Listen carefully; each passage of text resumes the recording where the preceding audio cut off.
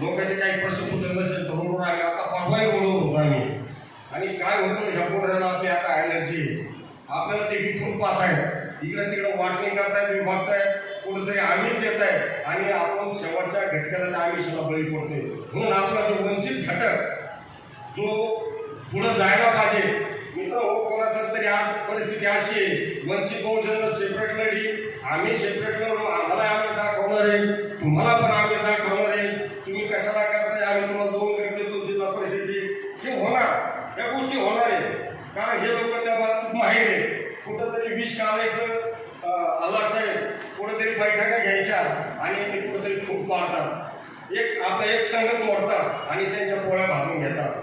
आजची परिस्थिती राजकीय लोकांची तरुण पिढी मीडिया भासते, त्यांना काय समाजाचं भान आहे मला दाखवून द्या. महाराष्ट्रात इतकी दैन्य अवस्था आहे.